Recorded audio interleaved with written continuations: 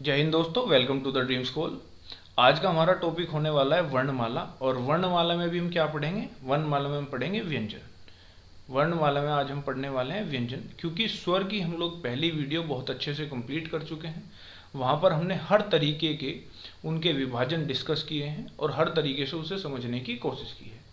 तो आज हम लोग देखने वाले हैं व्यंजन। व्यंजन क्या होते हैं? सबसे पहले आप ये बात समझिएगा, जिन ध्वनियों का उच्चारण स्वर की सहायता के बिना नहीं हो सकता उन्हें व्यंजन कहते हैं। ये अपने अर्थ के लिए स्वर पर निर्भर होते हैं, ठीक है ना। बाकी ये व्यंजन में त्रुटि है यहाँ पे लिखने में, मैं इसे सही कर देता हूँ। व्यंजन तीन प्रकार के होते हैं, वो हम बाद में देखेंगे। सबसे पहले आप इस परिभाषा को एक बार समझ लीजिए। देखिए, इसका कहने का मतलब है कि जो ध्वनियाँ अपने उच्चारण के लिए स्वर का प्रयोग करती हैं उन्हें हम व्यंजन कहते हैं। जैसे ये लिखा हुआ है कै, तो कै दरअसल किन चीज़ों से बना होता है? तो कै बनाता है कै के नीचे हलंत प्लस ए, ये हमने लिखा है कै। यानी कि इस कै को पढ़ने के लिए हमें स्वर की आवश्यकता होगी। स्वर के संयोग से ही हम इसको पूरा पढ़ सकते हैं, यानी इसकी निर्भरता स्वर के ऊपर है। तो ऐसी ध्वनियों को हम क्या कहते हैं? व्यंजन कहते हैं। ये बात आपको क्लियर हुई।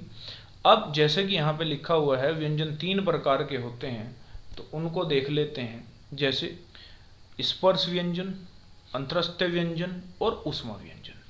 एक एक करके हम इन सब के बारे में जानने वाले हैं। जैसे स्पर्श व्यंजन आपको पता होगा, इनकी संख्या 25 होती है। अंतरस्थ व्यंजन की संख्या 4 होती है।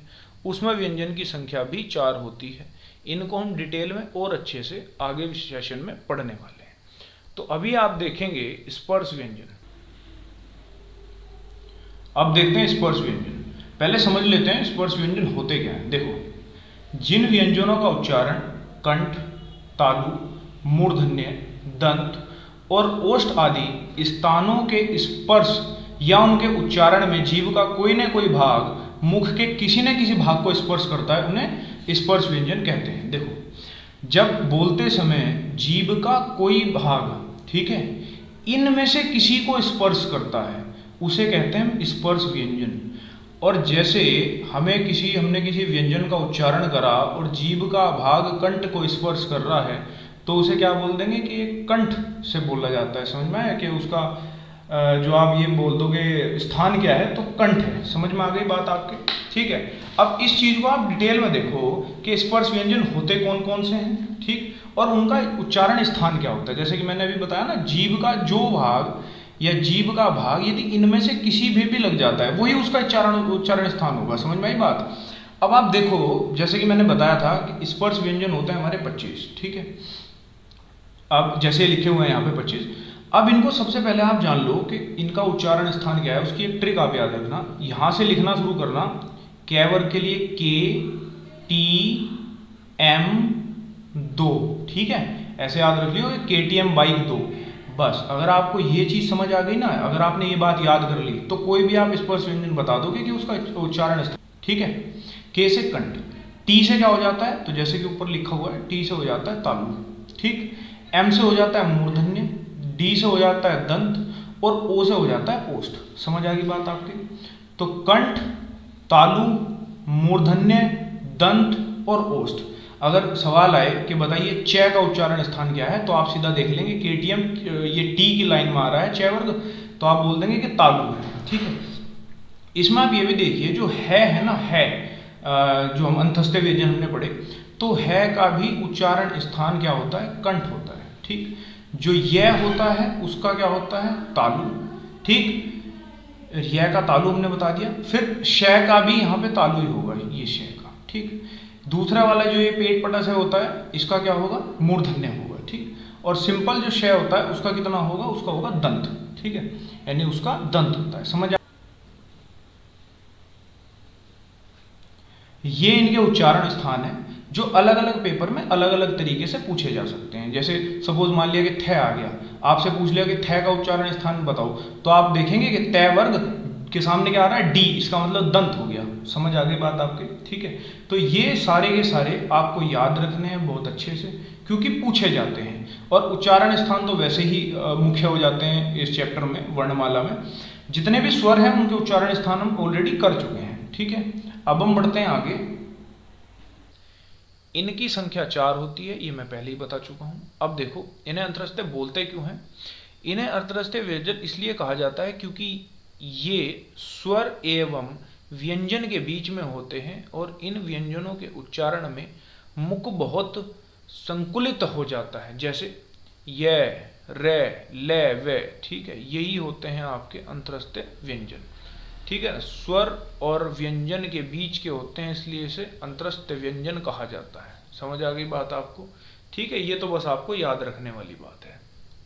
अर्ध स्वर इनमें बोल देते हैं। अब आप देखिए ऊष्म व्यंजन। ठीक है, ऊष्म व्यंजन, जिन व्यंजनों के उच्चारण में मुख से एक प्रकार की गर्माहट, ठीक है, या सुरसुराहट प्रतीत होती है, उन्हें ऊष्म व्यंजन कहते हैं। इनकी संख्या 4 होती है। ये हिंदी में 4 लिखा हुआ है, कोई कंफ्यूज नहीं होना। ठीक है, ये 4 यही है, हिंदी में ऐसे टाइप कर देते हैं इसको 4। ठीक है, तो कौन कौन से होते हैं? तो आपने देखा होगा श, श, श और है। जब इनका हम उच्चारण कर रहे हैं तो मुख में एक तरह की गर्माहट या सुरसुराहट प्रतीत होती है। श, श। समझ आ गई बात आपके? तो इन्हें क्या कहते हैं? ऊष्म व्यंजन। ठीक है, आगे देखते हैं। आगे समझिए संयुक्त व्यंजन। इससे प्रश्न एक जरूर बन जाता है पेपर में। ठीक, देखिए, जिन व्यंजनों के उच्चारण में अन्य व्यंजनों की सहायता लेनी होती है उन्हें संयुक्त व्यंजन कहते हैं। हिंदी में 4 संयुक्त व्यंजन होते हैं। कौन कौन से? श, त्र, ज्ञ और श। ठीक है, अब सवाल ये बनता है, या तो कुछ भी पूछ देगा कि त्र किससे मिलकर बना हुआ है, या पूछ लेगा कि कौन सा संयुक्त व्यंजन है या कौन सा संयुक्त व्यंजन नहीं है। तो सबसे पहली बात तो आपको यही पता होना चाहिए कि संयुक्त व्यंजन 4 होते हैं, और 4 कौन कौन से होते हैं, तो ये आपके पास में यहाँ पे लिखे हुए हैं। अब ये बनते किन से मिलके? संयुक्त का मतलब ही है कि एक से ज्यादा से मिलकर बन रहे हैं या मिलकर बन रहे हैं। ठीक है, तो कै और श को जब मैं मिलाता हूं तो छ बनता है। समझ आई बात? ये यहां से उसी तरह जैसे जय और अये को मिलाने पर ज्ञ बन जाता है, तय और रे को मिलाने पर त्रय बन जाता है। तो इन्हीं को हम कहते हैं संयुक्त व्यंजन, क्योंकि इनको मिला करके बनाया जाता है। समझ आ गई बात आप? इनको मिला करके ही बनाया जाता है, इसलिए संयुक्त। संयुक्त का मतलब होता है जोड़ा, जोड़ कर बना रहे हैं ना इनको, तो संयुक्त व्यंजन ये हो गए। ठीक बात है, आपके समझ में आ गई होगी ये बात। ठीक है, अब हम देखते हैं अल्पप्राण और महाप्राण। ठीक है, ये बहुत बढ़िया है, अल्पप्राण और महाप्राण। ठीक है, अल्प, देखो शब्द से ही आपको समझ में आ रहा होगा अल्प। अल्प का मतलब होता है कमी। ठीक है, तो देखो अल्पप्राण व्यंजन वह व्यंजन होते हैं जिन्हें बहुत कम वायु प्रवाह से बोला जाता है। ठीक है, जिन्हें बहुत कम वायु प्रवाह से, यानी कि वायु का प्रभाव बहुत कम होगा जब आप इनका उच्चारण करेंगे। जैसे आप उच्चारण करेंगे ये, रे, ले, वे, तो वायु का जो प्रवाह है वो बहुत कम है उच्चारण में। एक तो ये उसके उदाहरण हो गए। और क्या होता है? प्रत्येक वर्ग का पहला, तीसरा और पांचवा वर्ण, प्रत्येक वर्ग का पहला, तीसरा और पांचवा वर्ण इसी के अंतर्गत आते हैं। ठीक है, अभी वर्ग हमने पहले पढ़े ही हैं। ठीक है, जब पहला कै, ख तो आएगा नहीं, गे, घ भी नहीं आएगा, फिर ये आ जाएगा, फिर च, जैसे च, छ तो आएगा नहीं, फिर ज आ जाएगा। ठीक, लास्ट में अय्या आ जाएगा। ठीक है, तो ये सारे क्या होते हैं कि हर वर्ग का पहला, तीसरा, पांचवा और ये रह लेवे, ये किसके अंतर्गत आते हैं? तो आप ये बोल दो कि ये होते हैं अल्पप्राण। ठीक है ना, अल्पप्राण। तो महाप्राण, देखो महा शब्द ही आ रहा है, महा, यानी कि वायु का प्रभाव अपने आप ही ज्यादा होगा। महाप्राण व्यंजन वह व्यंजन होते हैं जिनके मुख से वायु प्रवाह के साथ बोला जाता है। ठीक है ना, वायु प्रभाव बहुत अधिक होता है, वायु प्रवाह के साथ में इनको बोला जाता है। प्रत्येक वर्ग का दूसरा और चौथा वर्ण या श, श, श, है, इसी के अंतर्गत आते हैं। अब ये क्या है? ये अभी हमने पढ़े हैं ऊष्म व्यंजन। तो ऊष्म व्यंजन तो ये 4 हो ही गए इसमें। ठीक है, और प्रत्येक वर्ग का दूसरा और चौथा, जैसे कै के बाद क्या आएगा? ख, ख दूसरा है ना, कै, ख, गे, घ। ठीक है, ये दोनों हो गए। च, छ, जय और झ, ये दूसरा और चौथा हो गया। समझ में आ रही ना बात आपके। कोई भी वर्ग आप ले लो, जैसे तय, तय तो पहला हो गया ना, तय, थ, द, ध, तो पहला और वो दूसरा और चौथा हमें यहाँ पर लेना है, ठीक है। तो प्रत्येक वर्ग का दूसरा और चौथा, श, श और है, ये सारे के सारे महाप्राण व्यंजनों के अंतर्गत आते हैं, ठीक है।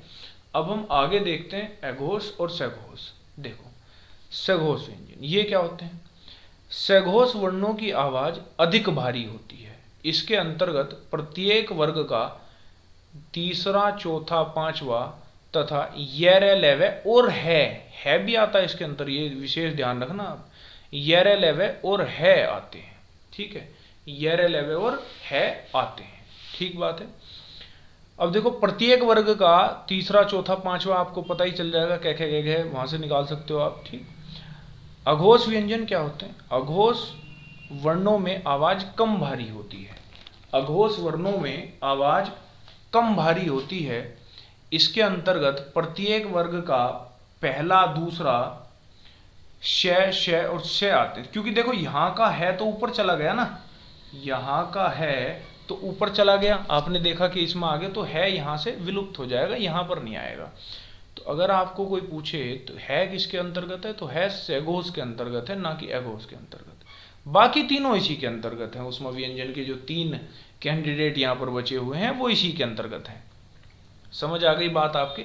ये चीज आपको थोड़ी कंठस्थ करनी पड़ेगी, ये पता होना चाहिए कि कौन सा वर्ण किसके अंतर्गत है। वो सघोष है, अघोष है, अल्पप्राण है, महाप्राण है, तो ये चीज आपको देखनी पड़ेगी।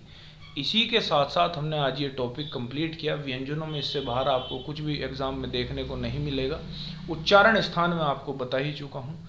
स्वर हम लोग पहले सारे कुछ पढ़ चुके हैं, ठीक है। तो वर्णमाला में यदि आप इतना कर लेते हैं तो मुझे उम्मीद है कि आप 100% क्वेश्चन अटेम्प्ट कर पाएंगे।